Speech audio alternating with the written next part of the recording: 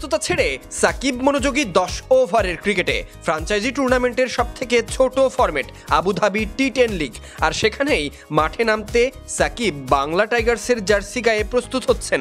Poster বয়কে এভাবে দেখতে যাওয়ার অপেক্ষা প্রায় মাস খানেকের।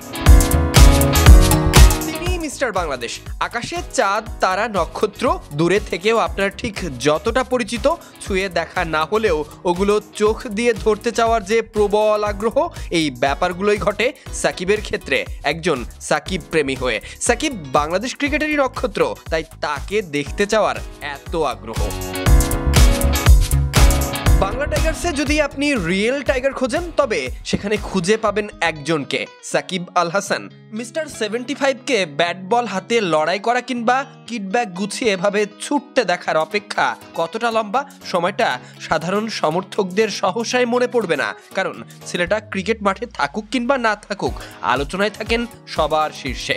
চাঁদ, তারা যেমন প্রতিদিন দেখা লাগে না, খোঁজা লাগে না, আলাদা করে সময় বের করে প্রতিদিন বসা হয় না, দেখলেই লাগে চিরচেনা। এই সাকিবের ব্যাপারেও এমনটাই ঘটে, না দেখলেও দেখা দেখা লাগে।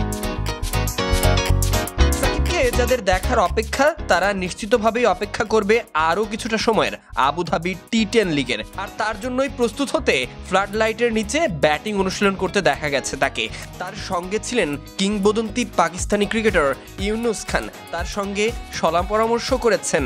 ওই দলে আছে রাশিদ খানের মতো লেগ স্পিনার। মূলত এই মহাযজ্ঞ 10 ওভারের ক্রিকেটের জন্য আগামী 21শে নভেম্বর থেকে মাঠে গড়াতে যাচ্ছে টি10 লিগ। 10 ওভারের এই টুর্নামেন্ট চলবে 2 ডিসেম্বর পর্যন্ত। সেখানে সাকিব আল হাসানের সঙ্গী হবে বাংলাদেশের তাওহিদ হৃদয়। তারকায় ঠাসা দলটাতে আছেন আফগানিস্তানি লেগ স্পিনার রাশিদ খানও। পবিত্র ওমরা হজ শেষে আবুধাবিতে গিয়ে বাংলা টাইগার্সের ট্রেনারের সঙ্গে আগেই জিমে সময় কাটিয়েছেন, যা বাংলা টাইগার্সের ফেসবুক পেজে জানা গিয়েছিল।